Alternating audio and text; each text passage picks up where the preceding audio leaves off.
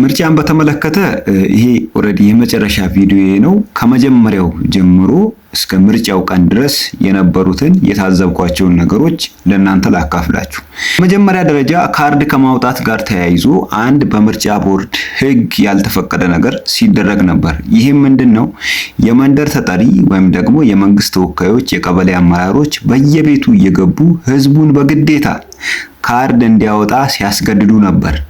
ህዝቡ ካርድ እንዲያወጣ የግንዛቤ ማስጨበጫም ሆነ ቤት ለቤት ተዟዙሮ ለህዝቡ የግንዛቤ ማስጨበጫ የመስጠት መብት ያለው ምርጫ ቦርድና ምርጫ ቦርድ ብቻ ነው። የቀበሌ ካድሬዎች አያገባቸውም ነበር። ግን በየመንደሩ እየዞሩ ህዝቡ ካርድ ካላወጣ ምንም አይነት ከመንግስት ጥቅሞች እንደማያገኝ እያስፈራሩ በግዴታ ካርድ እንዲያወጣ ሲያደርጉ ነበር። የመጀመሪያው ይሄ ነው። ሁለተኛው ካርድ ከማውጣት ጋር ተያይዞ ካለፈ በኋላ የድጋፍ ሰልፍ ደረሰ። የድጋፍ ሰልፍ ሲደርስ ህዝቡ ብልጽግና ፓርቲን ወዶ ፈቅዶ ደግፎ አይደለም። በእርግጠኝነት ሰልፍ ላይ ሲወጣ የነበረው ያ ሁሉ የህዝብ ማዕበል ያያችሁት፣ አንድ በሴፍቲኔት ሲያስገድዱ ነበር። ሁለተኛ ደግሞ በጠዋቱ ስራዬን ሰራለሁ ብሎ ሲወጣ የነበረ ህዝብ በሚሊሻ ተገዶ ወደ ሰልፍ ሲገባ ነበር። እኔም የዛ ቪክቲም አንዱ ልሆን ስል በግዴታ ነው። ስራ ሊሄድ ስለሆነ በህግ አምላክ እኔን አስገድዳችሁ ወደማልፈልገው ሰልፍ መውሰድ አትችሉም ብዬ ነው ወደ ስራዬ ቀጥ ብዬ ሄድኩት። ሌሎች ግን የፈሩ ሰዎች በቀጥታ ለስራ የወጡት ወደ ሰልፍ ሄደዋል። ሶስተኛው ምርጫ ደርሶ የምርጫው ቀን ምርጫ እየተመረጠ ያለ አይ ቲንክ ምርጫ ጣቢያ አካባቢ ላይ የምርጫ ቦርድ ከወከላቸው ሰዎችና ከምርጫ ታዛቢዎች በስተቀር የምርጫ ጣቢያ አካባቢ ላይ የመንግስት አካላት ወይም ደግሞ የቀበሌ ካድሬዎች መገኘት የሚፈቀድላቸው አይመስለኝም።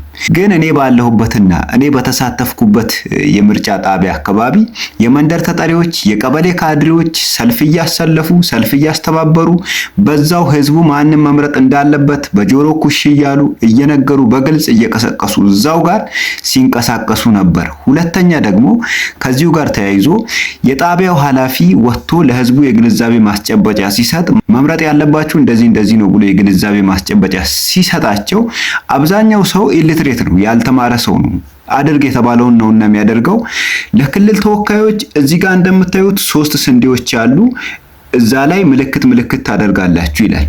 ለህዝብ ተወካዮች ምክር ቤት እዚህ ጋር አንድ ብቻ ነው ሰሌክት የምታደርጉት፣ እሱም እዚህ መጀመሪያ ላይ አንድ ስንዴ አለ እሱ ላይ ሰሌክት ታደርጋላችሁ ብሎ በዛ መልኩ መመሪያ እየሰጣቸው ነበር። ሁለተኛው ደግሞ መራጮች ሊመርጡ ውስጥ ከገቡ በኋላ ሰሌክት የሚያደርጉበት ቦታ ሚስጥራዊ ነው። ማንም ሰው መጥቶ እነሱ ጋር መቆም አይችልም።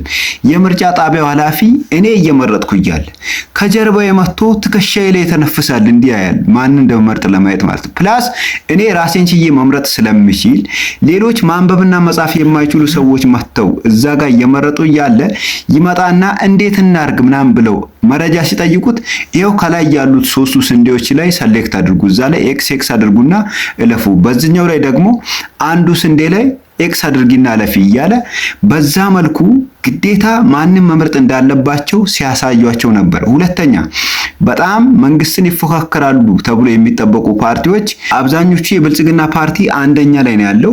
መንግስትን ይፎካከራሉ ተብሎ የሚጠበቁት ፓርቲ ደግሞ ወደ መጨረሻ አካባቢ ምልክታቸውን በመውሰድ እነሱ አቴንሽን እንዳያገኙ በማድረግ ትልቅ ስራ ተሰርቷል። ይሄ የምርጫ ቦርድ አንዱ ፌለሪቲ ነው ብዬ አስባለሁ። የግል መልከታና ትዝብቴን ነው የምነግራችሁ።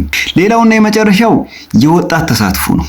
አብዛኛው መራጭ የቤት እመቤቶች፣ አብዛኛው መራጭ ሽማግሌዎች ነበሩ። ወጣቱ ላይ አልተሰራም። መንግስት በጀት በጅቶ ወጣቱ ካርድ ያላወጣበትንና ምርጫ ላይ ያልተሳተፈበትን ምክንያት ቢያስጠና ሜቢ ለመንግስትም የሚጠቅመው መረጃ ያገኛል ብዬ አስባለሁ።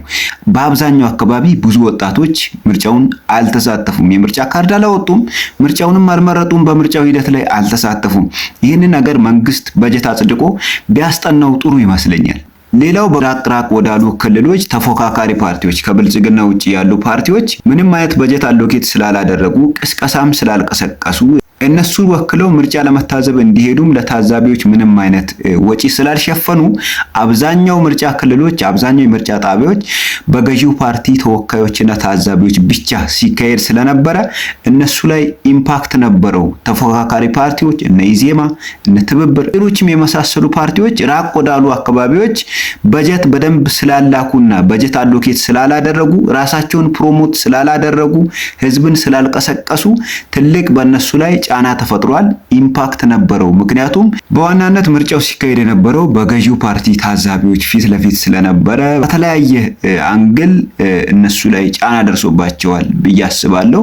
በጀታቸውን ምርጫ ቦርድ የሰጣቸውን በጀት ፌርሊ ወይም ደግሞ በትክክሉ ወደ ክልሎች በሁሉም በሚወዳደሩበት አካባቢ ላይ በጀታቸው መድበው ስላልተንቀሳቀሱ ትልቅ ጫና ደርሶባቸዋል ብዬ አስባለሁ። ሆኖም ግን ደቡብ ኢትዮጵያ ወደ ቡርጂ ወደ ኮንሶ አካባቢ ኢዜማ ጥሩ ድምጽ እንዳገኘና ኢዜማ ብልጽግናን በዝረራ እንዳሸነፈው ሁሉ አንዳንድ መረጃዎች እየወጡ ይገኛሉ። እውነት ይሁን ውሸት በኋላ ላይ ምርጫ ቦርድ ውጤቱን ሲያሳውቅ የምንሰማ ይሆናል። ግን እኔ እስካሁን ምርጫው ተጀምሮ እስኪጠናቀቅ ድረስ የታዘብኳቸው ትዝብቶች እነዚህ ናቸው። እናንተ የታዘባችኋቸውን ኮሜንት ሴክሽን ላይ አስቀምጡልኝ። ለአሁን አመሰግናለሁ።